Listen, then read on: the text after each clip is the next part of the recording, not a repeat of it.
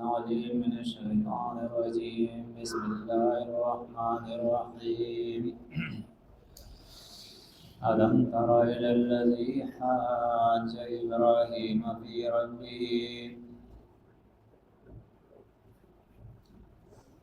دې جن اوس درې واقعات ذکر کړي.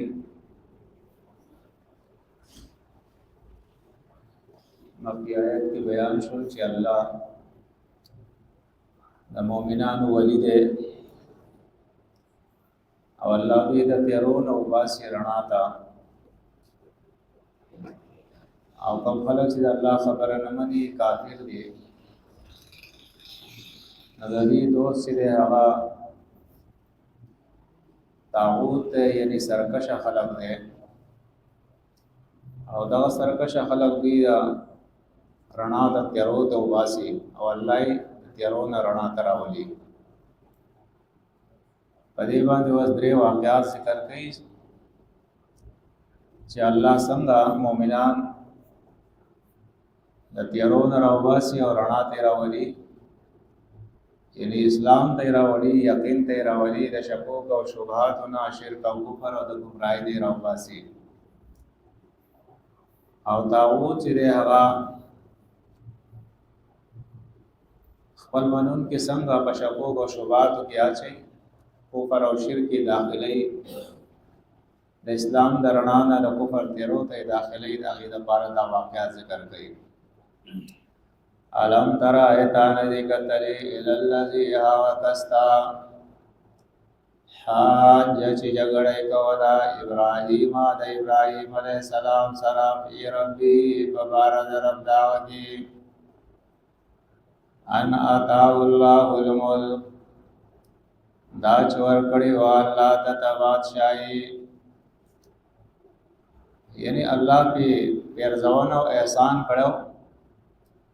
بادشاہی ورته ورکړی وه او دا د الله شکر ادا نه کو او چې چا د الله یووالی بیانو، توحید بیانو، د هغه سره یې جګړې شروع کړې. اذ قال کله چې ویلي و ابراهیم علیه السلام ربي الذي رب زما هغه دی یحیی چې ژوندي کول کوي و یمیتو او مړه کول کوي.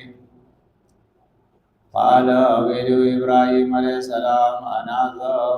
قال ویلو نمرود. ابراہیم علیہ السلام په مقابله کې چې کوم بادشاہ او مفسرین دا غنوم ذکر کوي نمرود.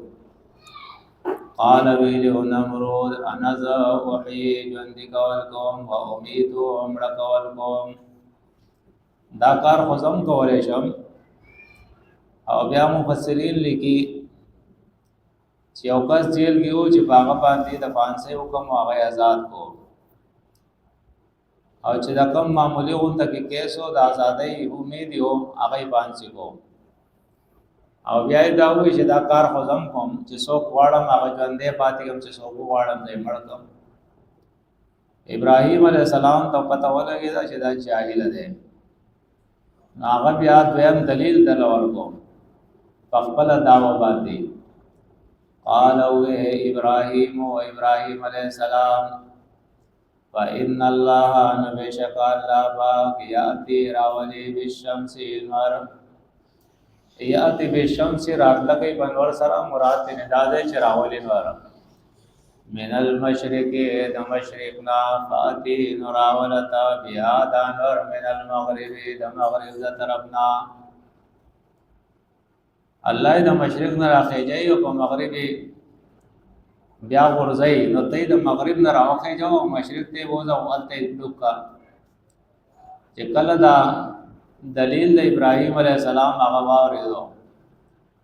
فبهت الذي، نو حیران شو هغه کس، یا بهت د مجهول صیغه ده،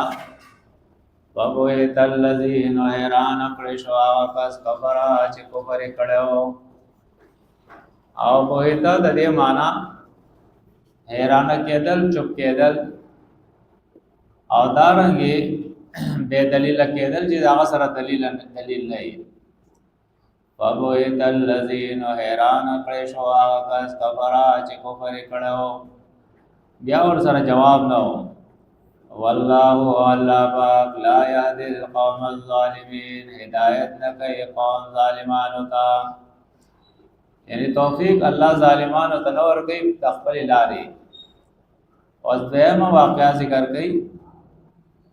او اکثر مفسرین اگر چې دي کې اقوال نور هم دي، او اکثر مفسرین ذکر کوي چې دا د الله پیغمبر او عزیر علیہ السلام دا هغه واقعا ده. او کلذي یا تان دی دلی هغه کس چې پشان دا ایتان لیدل هغه سړی چې پشان دا کسو، یعنی تمخ کې واقعا کې چې علم تر راغله نه هغه دې سر لګیدل، نو مراد دې نزاد علم تر ال الذی کلذی تان لیدل هغه کس پشان دا کسو مرا چې تیر وتلو چې تیر وته علا قريهن په یو کلی باندې چې په یو کلی باندې ورتیر وت او دا کلی چې ده وهیا او دا کلی خاویتون را پریوته علا وروشیا بچتون خپل باندې، یعنی دا چې الله تبا کړو چې هغه چتونه پسمه باندې پراته وو او خلق دا غي ټول هلاک شي او مړ شي. نو چې کله دا منظر د ولیدو قالو اذ ان سرنګي یحیی ژوند کوي با هذه الله دې کلی والو لا الله هذه الله دا کلی با الله سمجھن دې کوي. نو مراد دې نداله چې دا کلی دا خلق با الله سمجھن دې کوي بعد موتها رستد مرد دینا. ها ضمیر اگر چې راجه دې قريهتون دا چې دا کله به سم ژوند دی، نو مراد دې هغه خلق دی، دا چې د کلی ژوند چې هغه د خلکو ژوند دی، چې خلق ژوند دی نو کله ژوند دی. بعد موتها رستد مرد دینا فاماته الله نو مړو ساتو دی الله پاک، فاماته الله نو مړ کو دی الله، یعنی مړ وساتو دی الله پاک. میات عام سل کالا ثم بعثه بیا راپورته کو دی الله پاک. قال او الله پاک کم لبستا سمرا ایثار شویت، قال او لبستو ایثار شویم دو یومن یورد او بعد یوم یا سی صدر دی، یعنی سل کال آغا مڑ پروتو، لیکن چکل اللہ جو اندے پر آپائی سو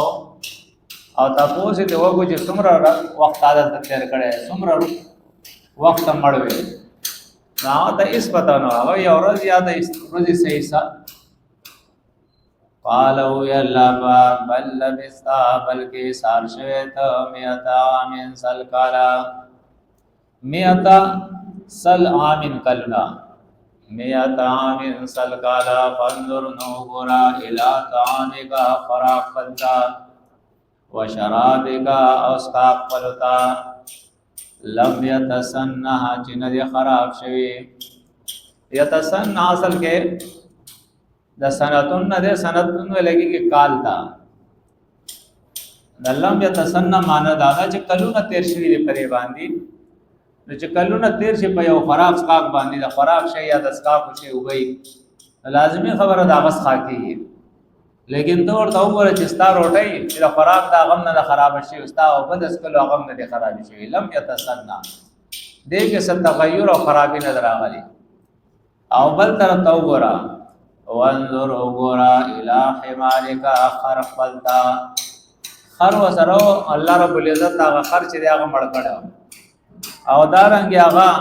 د خاور سره خاور شي او یا ډانچې پرتیوي دغه وخت مخه خاور شي وي. نو الله غته وی چې دې خر ته وګوره وانظر وګوره الی حمارک خرق بلتا ولنجعلک او داد دې د پارا چې وګرځوم دتا آیتن نخذ قدرت ول للناس د پارا د خلقو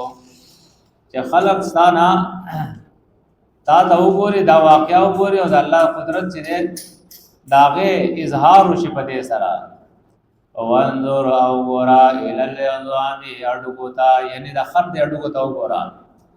کیفا سرنګي ننشزوها پورته کومونګه دا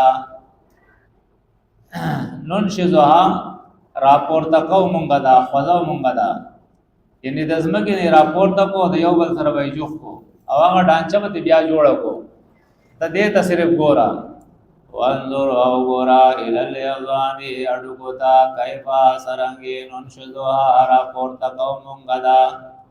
ثم بیا نقصها اغندو مونږه دې تلحمن وخا دا ډانچه به جوړه کو غوخه به راو خېجو او بیا به هغه باندې سرمن راو خېجو او بیا به دا خرج ژوندې شي دې ته ګورا فلما نهر کلا تبینا له چې خفقار شو دتا یعنی د الله قدرت په تخکار شو سرګن شو قال وید علم پوشمز ان الله چې الله پاک علی کل شیء فهر شی باندې قدیر قدرت لرونکی دی واقعات مقصد دا دی چې په طریقه او په نسبت د پیغمبرانو الله دا واقعات کړل چې دا هغوی زړه مضبوط شي اطمینان وشي او خلک هم د دې نه عبرت واخلي تعلیم واخلي هم دریم واقعا د ابراهیم علیه السلام ذکر کړي او په دریم واقعا کې د توجیهات د مفسرین دي یو دا چې دا د ابراهیم علیه السلام معجزه وا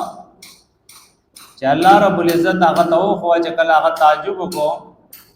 چې الله دا خلک بدټول مړ شي او د یو وجود به د بل سره یو ځای شي او د خاور سره به خاور شي د قیامت پر ورځ به الله ته سم پاسي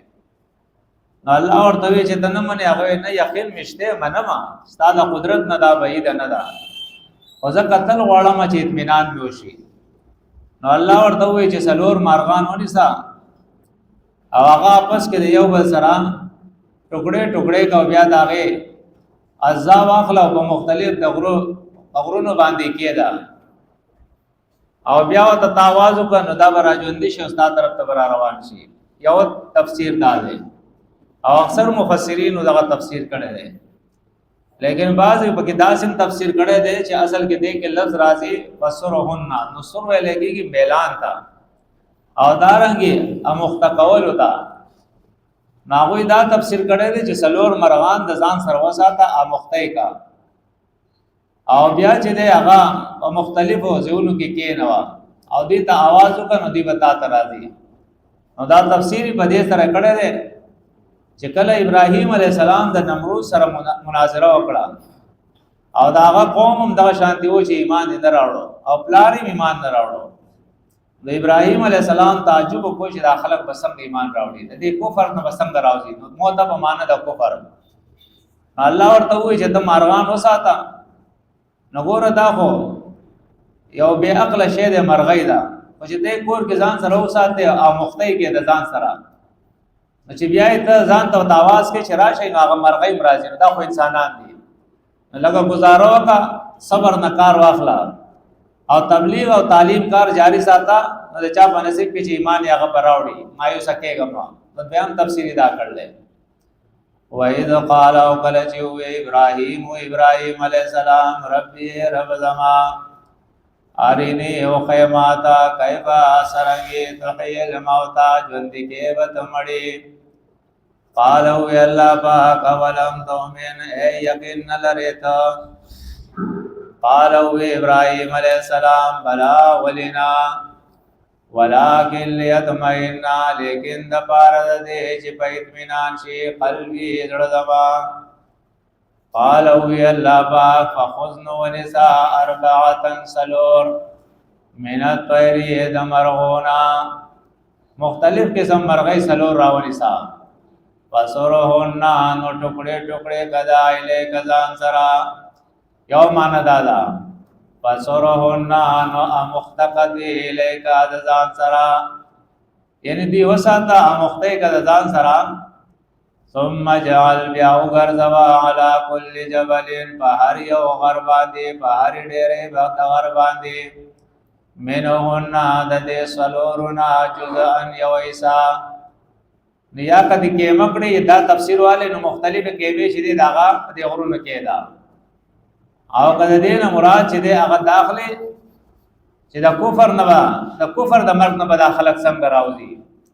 نو بیا مراد دې دا چې هر مرغۍ والا څلور مرغۍ دی یو مرغۍ په مختلفو ډېرو یا په غرونو کې نه وا بهرحال دواړو تفسیرونو کې سبدیت نشته ده او چونکه د مخ کې یو خبره چې څنګه را روانه ده نو تاسو وګورئ ابراهيم عليه السلام واقعا مخکم دغوا ربي الذي يحيي ويميت، رب زما غده چې مړ کول کوي او ژوند کول کوي. نو دویمه واقعا کوم داوا چې الله رب العزت بد اخر شه د دې دا باشنده او د دې اوسیدونکو به سم ژوند کوي. نو الله بیا و خپل جدا سي به ژوند کوي. نو دریمه واقعا کوم کده دینه مراد نو دغه مرګ واخلو دا بیا سبب خبره نه ځکه چې دا تفسیر دغه شان تر روان دی. فقال نو يلا فخذ ونساء أربعة سلول من الطير دمرغونا فصرهن نو ٹکڑے ٹکڑے کدا الے کدا زان سرا انکے بھئی کا ثم جعل بیاو گرزوا على كل جبل بحر غربان دی منهن عددین جزعن یویسا ثم دعوهن بیا آواز قد مرغوتا یاتینکا رابشتا تا سعیا پمنڈا وعلم اکوشا ان اللہ چی اللہ پاک عزیز زورور دے حکیم ہر کار کی حکمت دے. سبحانک اللہم علیہ